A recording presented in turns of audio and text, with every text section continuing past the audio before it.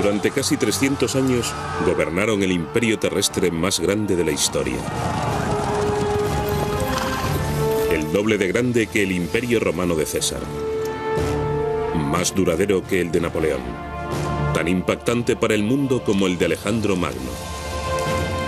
Son los mongoles. La furia que se desata como una tormenta desde las estepas. A principios del siglo XIII, los mongoles son pioneros de un estilo de guerra sin paralelo en astucia y crueldad, tan revolucionario que todavía inspira a los estrategas militares de hoy. Barriendo al este y al oeste, destrozándolo todo a su paso, hacen temblar el viejo orden mundial y alteran el curso de la historia. Bárbaros, mongoles.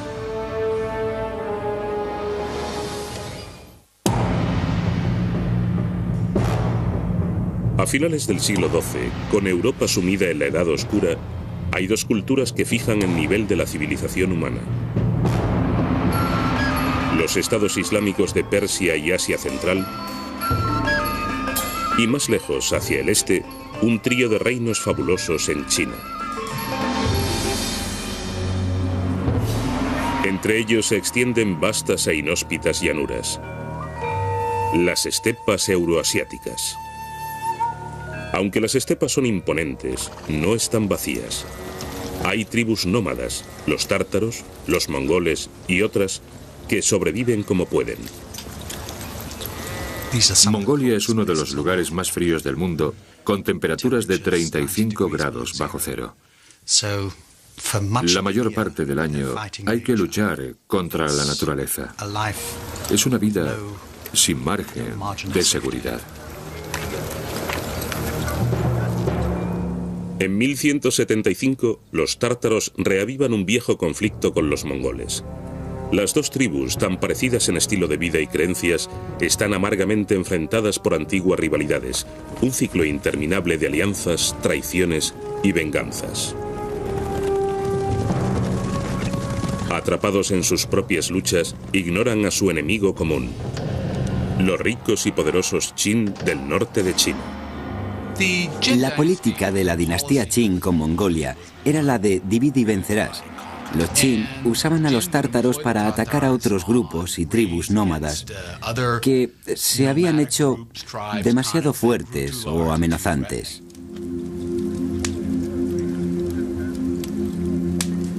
Los Qin percibían sabiamente que los pueblos de las estepas no les molestarían mientras estuvieran ocupados unos con otros.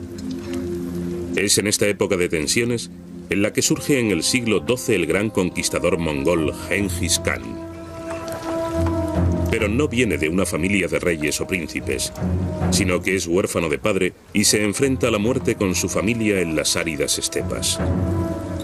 El nombre de pila de Genghis Khan es Temujin, el trabajador de hierro. Le encaja bien. Su vida requería una voluntad de hierro. En 1175, cuando apenas tiene 9 años, su padre, jefe del clan, es envenenado por los tártaros. El padre de Genghis Khan había sido un prometedor jefe de clan. Si hubiera vivido, quizás se habría convertido en el siguiente Khan de los mongoles. Pero en cuanto murió envenenado, las viudas del anterior Khan hicieron que los mongoles abandonaran a las viudas del padre de Genghis, Yesugei. Como resultado, Genghis Khan fue abandonado en la estepa con su madre. Abandonada con sus hijos, la madre de Temujin le hizo un único encargo: vengarse.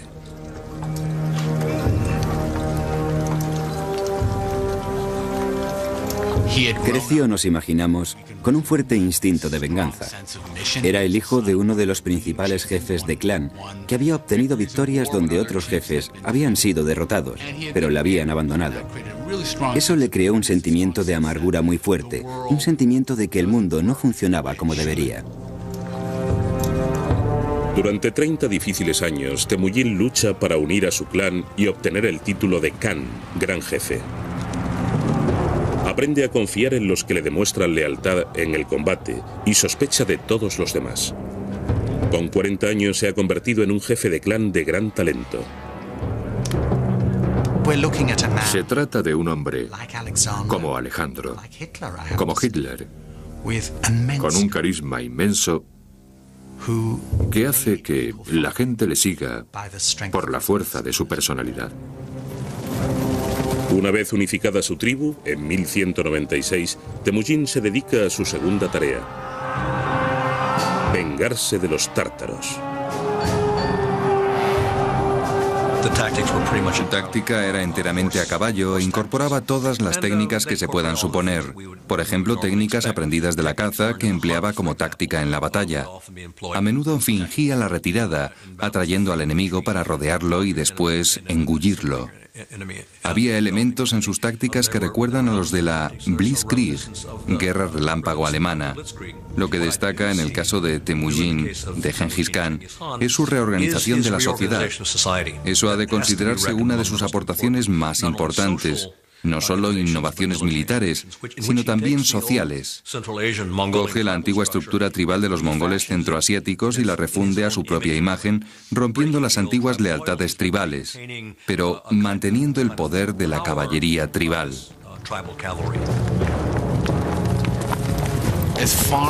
Se puede afirmar que prácticamente en todas las batallas que lucharon, los mongoles eran sustancialmente inferiores en número a sus enemigos, pero eran mucho más móviles porque tenían muchos caballos y eran capaces de operar en pequeños equipos tácticos con unos pocos ataques. Por eso lo primero que pensabas cuando peleabas contra los mongoles era que parecía que estaban en todas partes. A menudo se acercaban en una única hilera y de repente se dispersaban y reaparecían rodeándote por todas partes. Era realmente molesto. La combinación mongola de equitación magistral y estrategia táctica sobrecogía a sus enemigos. En menos de 2 años, los tártaros son prácticamente borrados de la faz de la tierra. Solo queda su nombre. Y son los primeros de muchos, porque Temujin ha diseñado para su ejército la caballería ligera más brillante que ha conocido el mundo. Y se venga de los tártaros, del pueblo que les había causado tantos infortunios a su familia y a sus familiares. Y cuando finalmente los derrota, cuenta la leyenda que hizo que ejecutaran a todos los que fueran más altos que el eje de un carromato. Así que aniquila a esta tribu. El ambicioso jefe es un hombre religioso. Venera la jerarquía natural que contempla a su alrededor. La tierra es sagrada. Los ríos son sagrados. Pero encima de todo está el cielo, el protector de los nómadas. Para Temujin, los asuntos humanos deben reflejar esa jerarquía, y un hombre debe estar por encima de todos los demás.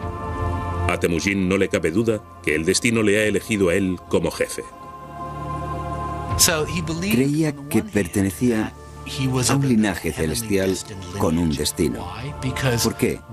Porque cuando se consigue la victoria en la batalla, es porque así lo decide el cielo, Dios, el Mokatenga, el cielo o Dios eterno, del que Gengis Khan creía que dependía todo. Las victorias en la batalla y todos los éxitos y fracasos del mundo. En 1206, un consejo de jefes de tribus de la estepa aclama a Temujin como jefe universal, o Gengis Khan. Ahora se dispone a conquistar el resto del mundo y a labrar su reputación como el más sangriento de todos los bárbaros.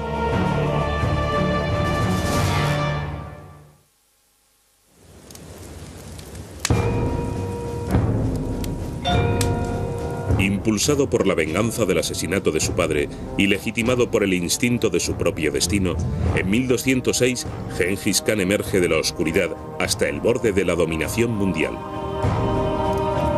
Es el máximo jefe, el Khan de todas las inquietas tribus nómadas de las estepas. Su pueblo lleva una vida difícil en un ambiente brutal. Es una sociedad en perpetuo movimiento. Están preparados para levantar el campamento en cualquier momento. ¿Qué nos dicen de este pueblo las tiendas en las que viven? Tienen una estructura de caña y fieltro atados o cosidos a paneles individuales de caña que pueden montarse y desmontarse en 15 minutos.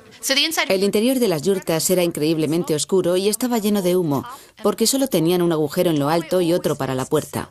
Y la puerta siempre se orientaba al sur, porque los mongoles tenían la superstición de que las buenas noticias llegaban del sur.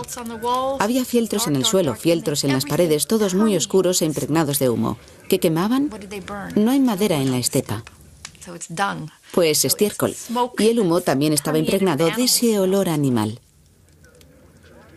Este sistema de subsistencia forjó el carácter de Gengis Khan, y las palabras de venganza de su madre le proporcionaron una misión.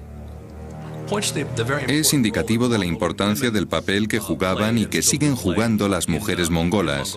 Tienen un papel educativo fundamental. A causa de esta etapa de su vida, Gengis Khan estará siempre muy unido a las mujeres, a su esposa y a su madre. Son figuras muy prominentes en su vida y las dos estarán representadas de forma relevante más tarde. De hecho, cuando Gengis Khan distribuye su territorio y sus soldados entre su pueblo, ambas mujeres reciben parte de ese dominio. La mujer es quien mantiene unida a la familia. Hacia el año 1206, el dominio de Gengis Khan sobre las estepas es indiscutible. Ahora dirige su venganza hacia los ricos y arrogantes Qin de China.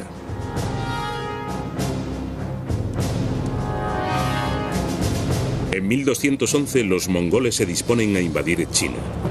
La enorme y antigua nación les considera sucios advenedizos que a veces arman un poco de jaleo.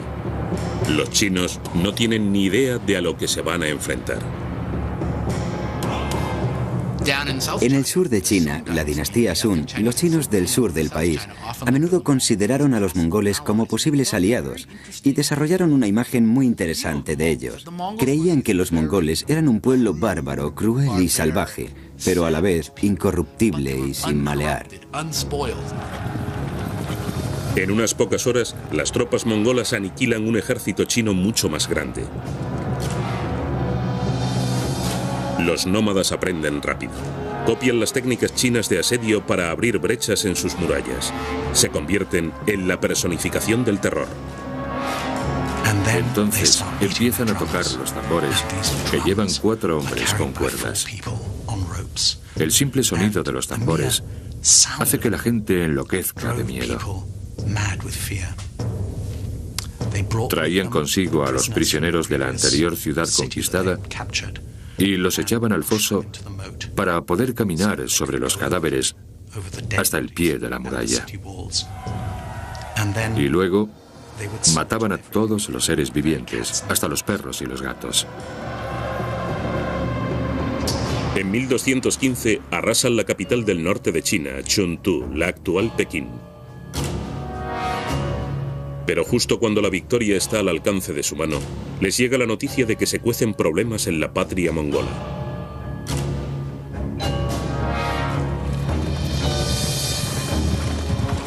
La noticia le llega a Gengis Khan a través de 1.600 kilómetros de territorio, transportada por un sorprendente sistema de comunicación que acabará conectando a todo el imperio mongol. Desarrollaron desde muy pronto un sistema conocido como YAM, que funcionaba como el Pony Express. Se despachaba a 2 mensajeros con insignias especiales alrededor de la cintura que indicaba que eran emisarios oficiales del gobierno. Se les proporcionaban caballos en estaciones de correos cada 40 kilómetros para que los dos pudieran seguir galopando con rollos de mensajes en sus manos. En 1218, los jinetes Yam le llevan a Gengis Khan la noticia de que Kuchlug, el Khan del clan de los Naiman, está fomentando una rebelión entre otras tribus descontentas. El orden que tanto le ha costado ganar a Gengis Khan se ve amenazado por la deslealtad de su propio pueblo. No se puede tolerar.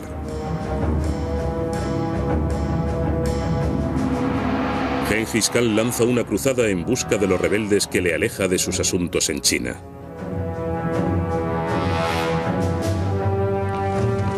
Mientras persiguen a los rebeldes hacia el oeste en tierra musulmana, se anexionan un reino detrás de otro. Antes de cruzar cada frontera, Gengis Khan le ofrece al gobernante local la opción de entregar a los conspiradores y rendirse pacíficamente. Si el gobernante se resiste, Gengis Khan le previene de que no tendrá piedad. A un jefe le escribe: el desastre te alcanzará a ti también. La campaña de venganza de Gengis Khan ha ampliado su imperio hasta rozar las fronteras del antiguo reino de Warazam, lo que hoy es Uzbekistán. Aunque Warazam es un objetivo atractivo, Gengis Khan decide no ir más lejos. Ha aprendido algo nuevo. Creo que el momento clave de la carrera de Gengis Khan, el que lo eleva de ser un jefe territorial de la Mongolia Exterior, y no es casualidad que Mongolia Exterior signifique el quinto pino, detrás de más allá, a convertirse en un actor principal del escenario mundial. Se da cuenta de que sus territorios comprenden la ruta de la seda y que puede cambiar la suerte de su pueblo con el comercio. Envía una serie de embajadas a su vecino más cercano, el sultán Mohammed, que era el gobernante del este del mundo islámico. Las embajadas van seguidas de una caravana de 1.500 camellos. Y creo que lo que pasó es que una caravana de camellos era tan fastuosa que despertó la avaricia del gobernador musulmán del puesto fronterizo de Utrar, que la requisó. El gobernador de la ciudad fronteriza vio que llegaba una embajada de mercaderes mongoles y le preguntó al sultán Mohammed lo que debía hacer. Y le contó que podía tratarse de espías. Le hizo creer que los enviados mongoles eran espías. ¿Qué debo hacer con ellos? ¿Puedo masacrarlos? Y el sultán Mohammed le dijo sí, y los mataron. Impasible, Gengis Khan envía un segundo emisario que también es capturado. Le afeitan la barba en la calle como humillación y le envían de vuelta. La caravana de regalos, por supuesto, no es enviada de vuelta. El despacho final de Gengis Khan al sultán Mohammed es simple y lacónico. Has elegido la guerra, le escribe. Y fue ese suceso, por avaricia, por romper las leyes del intercambio de embajadores y de permiso a los mercaderes para cruzar fronteras libremente, lo que causó la catástrofe mongola. Una catástrofe que, según narra una crónica rusa, no dejó ni un ojo abierto que llorara a los muertos. Llegaron, atacaron, saquearon, quemaron, asesinaron y se marcharon. Fue un completo desastre para el mundo civilizado, que había explotado por una pequeña chispa. Mientras sus soldados se preparan para la guerra en 1219, Gengis Khan se muestra despreocupado. Pasará, dice, lo que tenga que pasar, y lo que sea, no lo sabemos nosotros. Solo Dios lo sabe. Llevando a cabo el plan celestial de Dios, el Khan enseñará a sus enemigos una tremenda lección y continuará una conquista que destruirá todo lo que le salga al frente, incluyendo los conocimientos y riquezas de una civilización entera.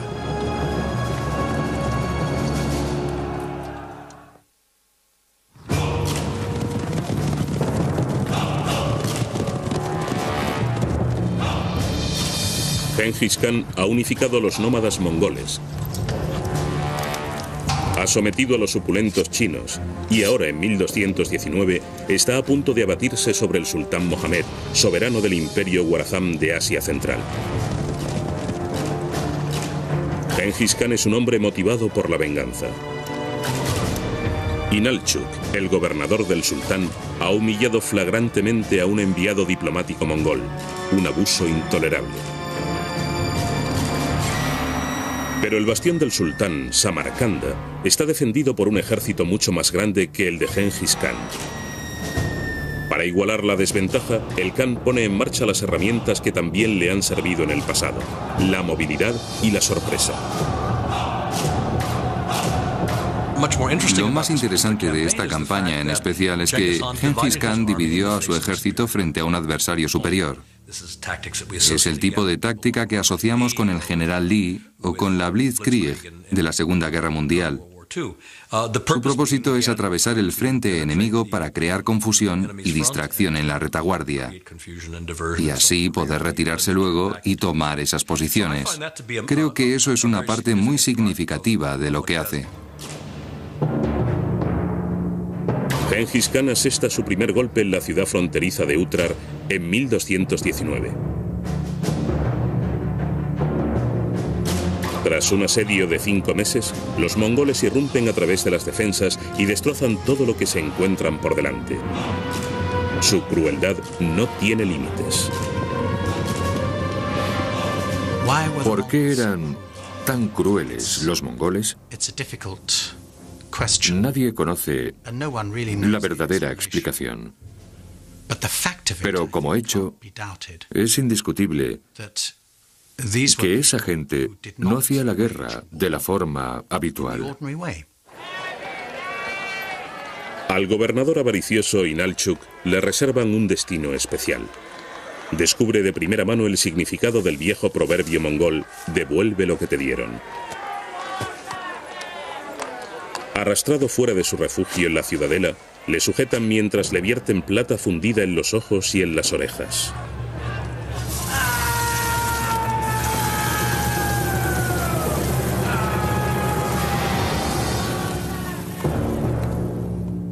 En febrero de 1220, Gengis Khan planea un ataque en 3 fases sin parangón en astucia y malicia. Primero, 2 columnas de mongoles atacan Guarazam desde direcciones opuestas, este y oeste. Su objetivo principal, hacer creer a Mohammed que esos débiles ataques son lo mejor que pueden mostrar los mongoles.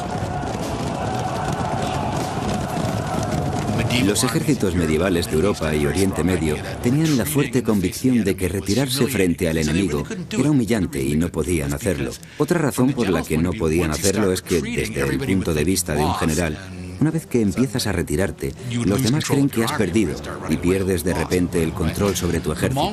Todos se escaparían corriendo. Ah, hemos perdido, tenemos que huir. Los mongoles se retiraban y tan pronto como empezaban a retirarse, se dispersaban repentinamente y volvían a atacar, empezando a disparar de nuevo.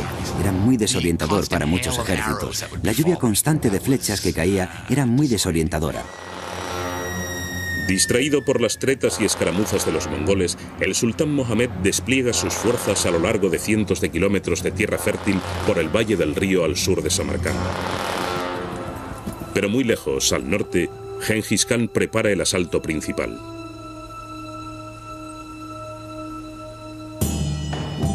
Gengis Khan recluta cuidadosamente como guías a los contrabandistas y bandidos que conocen los pozos de agua secretos y las rutas de camellos del desierto de Kilth-Kum. Son ellos quienes guiarán a sus ejércitos a través de 500 kilómetros de castigadas arenas del desierto. Es la puerta de atrás del reino del sultán. En marzo de 1220, Gengis Khan y su ejército emergen de lo que el sultán creía que era un desierto impenetrable, como los demonios de su peor pesadilla. En uno de los ataques estratégicos de retaguardia más grandiosos de la historia de la guerra, la orgullosa Samarcanda cae en solo 10 días. El sultán Mohammed muestra su verdadero talante, huyendo de una ciudad en otra para salvar la vida. Como cazadores persiguiendo a un zorro, los grandes generales mongoles reciben 20.000 hombres para aplastar cualquier población que refugie al sultán fugitivo y le siguen el rastro de forma infatigable hasta que lo matan.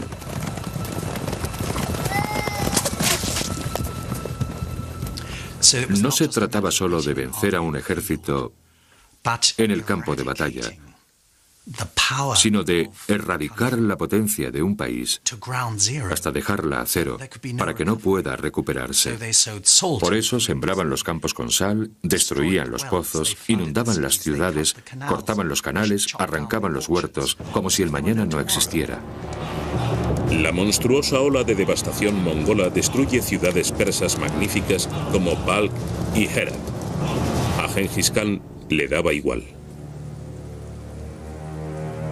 No les importaba lo más mínimo. Y la destrucción que acometieron en el mundo islámico oriental ha perdurado hasta hoy. Las ruinas de ciudades una vez grandes aún yacen desperdigadas por toda Persia como poblaciones fantasma. Con la anexión de Gorazán, el imperio de Gengis Khan se extiende desde el río Amarillo hasta el mar Caspio. El imperio terrestre más grande en la historia del mundo. El resultado más notable de la conquista mongola es que el Oriente queda abierto a Occidente por primera vez en 1000 años. La Pax Mongólica, una paz mongola, permite que por primera vez la gente pueda viajar con total seguridad desde Roma a Beijing. Nunca había sido posible antes, ni lo volvió a ser hasta el siglo XX. No es poca cosa. Hubo gente de Oriente Medio que viajó por todas partes, incluso hasta el final, hasta China. Un viajero famoso, Ibn Battuta de Marruecos, llegó hasta China, o al menos eso dijo, viajando a través de muchos de los estados sucesores de los mongoles, estados gobernados por los descendientes de Gengis Khan, y ello desarrolló una especie de conocimiento de cada civilización de Eurasia, adquiriendo más conocimiento unas de otras. Irónicamente, la creación de semejante imperio no era el objetivo de Gengis Khan. En su pecho aún ardía la llama de la venganza. Todavía tiene una partida que ganar contra los chinos y decide dedicarse a ello, pero está fuera de su alcance. En 1227, con unos 65 años, Gengis Khan muere camino de China, según la leyenda, a causa de un trágico accidente a caballo. Su cuerpo es escoltado por tropas armadas y doncellas esclavas de vuelta a la estepa, donde se le entierra en secreto. Hay algunas leyendas que cuentan que se escogió a 50 guardias para que lo enterraran, que fueron asesinados por otros 50 guardias, que a su vez fueron asesinados por otros, para que su tumba permaneciera en secreto por varios motivos. Y no se conoce el lugar exacto. Los jefes mongoles eran enterrados en completo secreto. Salían en una procesión con la gente que iba a enterrarles, haciendo sonar los cuernos y tocando los tambores, haciendo tanto ruido como fuera posible. Si la procesión se encontraba con alguien camino del lugar secreto donde se iba a producir el entierro, le asesinaban. El objetivo era que nadie debería saber dónde están enterrados los grandes mongoles. No se ha descubierto nunca ninguna tumba de un jefe mongol. Nunca se han encontrado y no tenemos ni idea de lo que contienen. El imperio de Gengis Khan parece haberse perdido tanto como su túmulo funerario, porque tras su muerte, el estado que había unificado se disgrega, dividido en 4 reinos para sus 4 hijos. Pero el sueño continúa. Se convertirá en pesadilla en manos de otro conquistador mongol. Impulsado por imágenes de gloria, desencadenará un reinado de terror incluso más sangriento y brutal que el de Gengis Khan.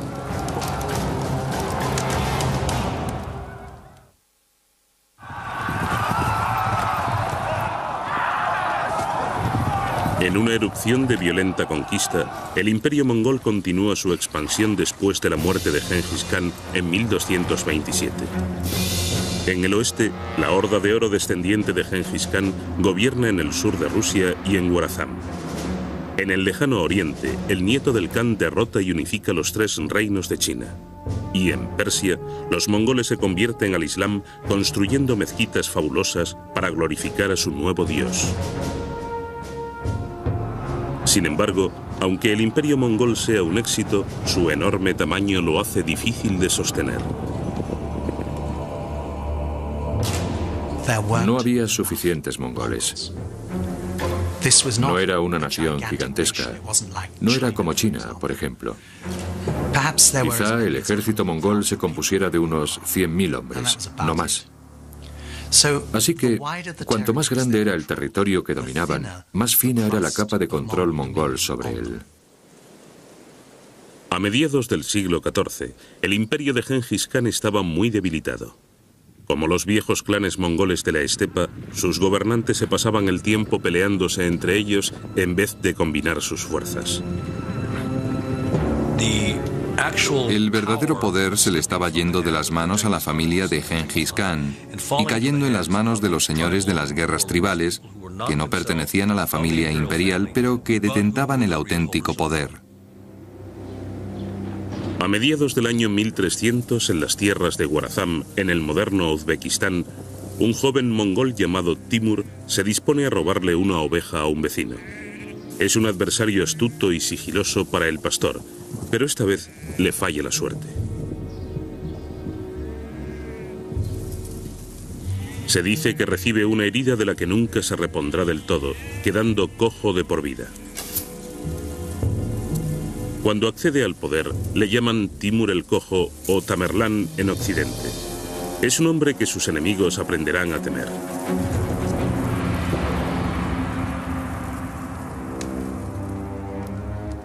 Hacia el año 1360, Timur es un importante emir o jefe, un maestro del ajedrez y un hábil estratega. Aunque es mongol, no puede demostrar descender de Gengis Khan, así que se inventa una elaborada genealogía ligándose al gran jefe. Incluso toma 2 esposas descendientes de Gengis Khan para legitimizar su pretensión. Creo que Timur se veía a sí mismo como el restaurador de la nueva versión de la historia de Gengis Khan. Era su propia versión reflejada a través del prisma de sus ambiciones. Y hasta cierto punto se veía a sí mismo como un hombre con un destino, no solo como el enviado del cielo que había sido Gengis Khan, sino como una persona actuando por derecho propio. Hacia 1375, el imperio mongol no es el único proyecto de restauración de Timur. Siglo y medio después de que Gengis Khan incendiara Samarcanda, Timur espera hacer de su ciudad adoptiva la joya del mundo. Había nacido en esa zona y siempre estuvo muy apegado a lo que hoy es Uzbekistán como lugar de nacimiento.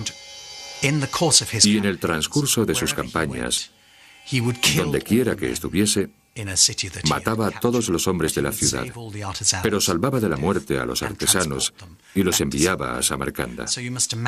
Hay que imaginarse una Samarcanda llena de tradiciones de todo el Islam, pero también de China y de la India. Samarcanda era algo especial. Samarcanda era una ciudad jardín y una de las mayores actividades constructoras de Timur fue la excavación de canales de irrigación que llenaron las afueras de jardines maravillosos. Como Timur era musulmán, también construyó edificios religiosos y empleó gran parte del botín que adquirió al conquistar la India para construir una mezquita absolutamente gigantesca. Uno de los rasgos de Timur parece haber sido su orgullo y su megalomanía. Y eso se puede apreciar en esta mezquita. Es colosal. Tenía un tamaño enorme, con un portal de 15 metros de alto. La impresión que te debía de causar era: soy un pobre y diminuto fiel que tengo que atravesar esta puerta de 15 metros para entrar.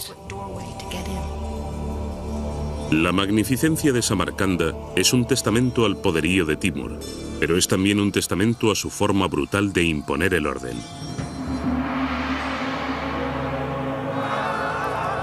Fuera de las murallas de Samarcanda, su crueldad y misericordia se hizo legendaria.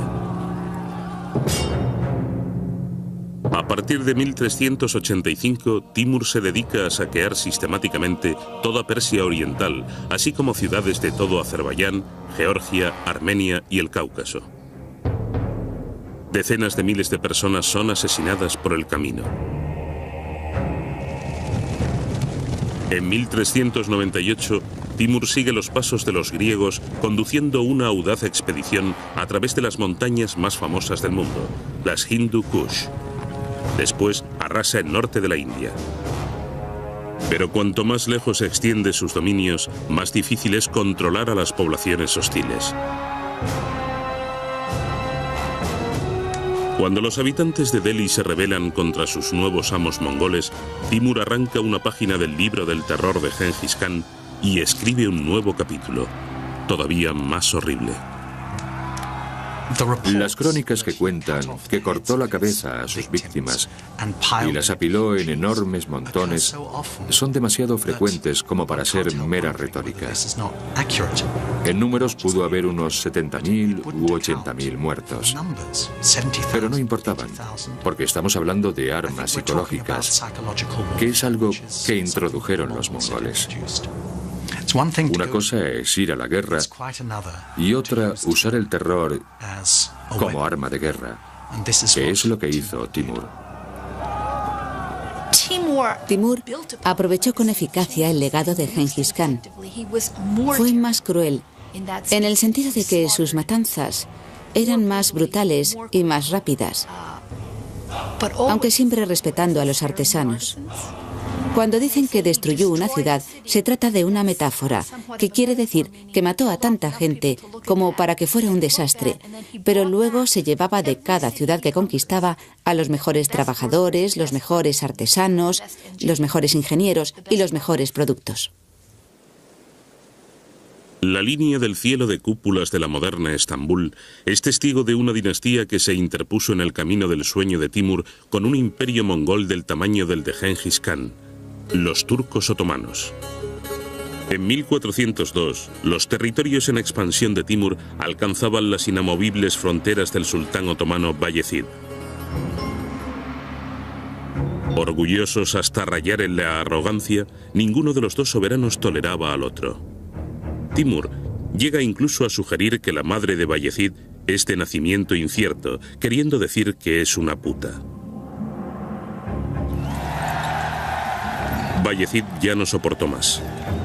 Conduciendo uno de los mejores ejércitos del mundo, el sultán sale de su fortaleza de Ankara para encontrarse con las fuerzas muy inferiores de Timur. Confiado e imponente, sabe poco del genio astuto del mongol Timur.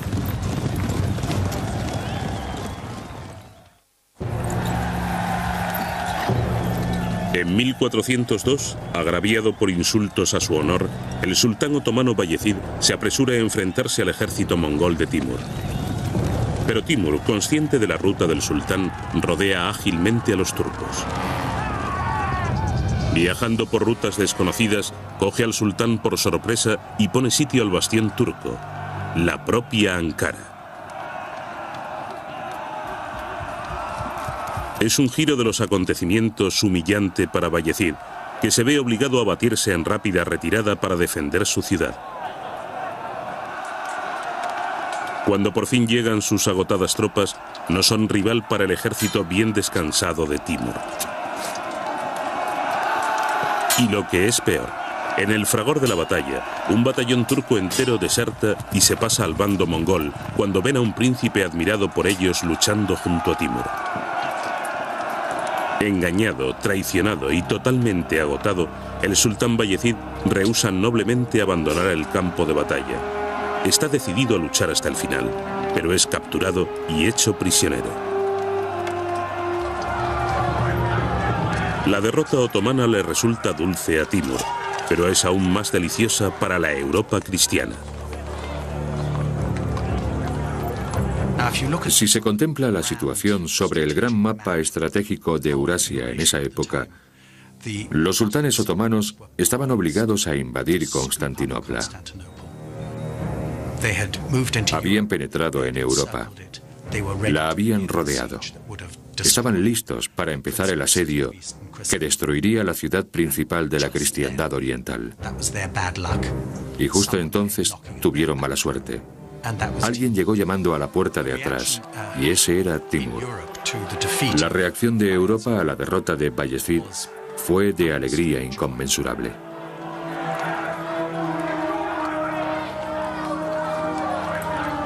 Con la derrota de los otomanos en 1402, el imperio de Timur se acerca al de Gengis Khan en tamaño y pretensiones.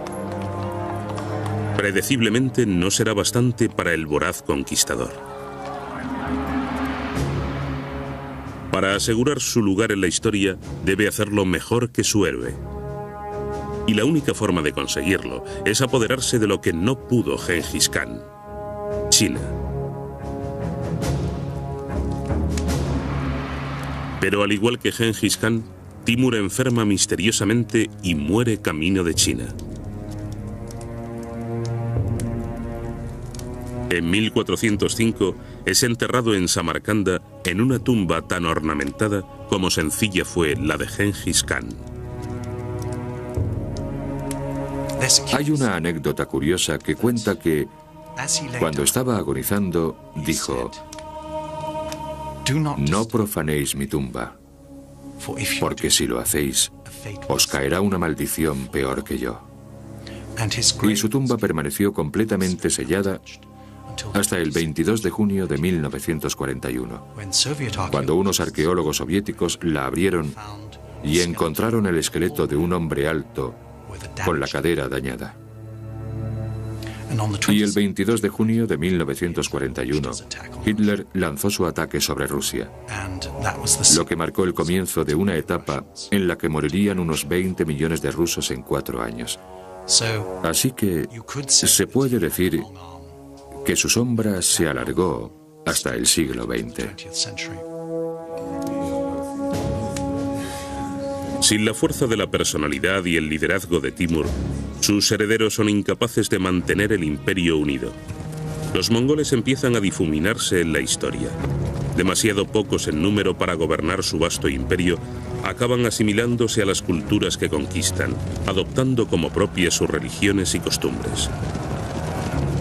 Y sin embargo, se puede decir que hoy en día su impacto permanece inconmensurablemente presente. Al abrir China a Occidente, los mongoles crearon una sed insaciable de mercancías asiáticas.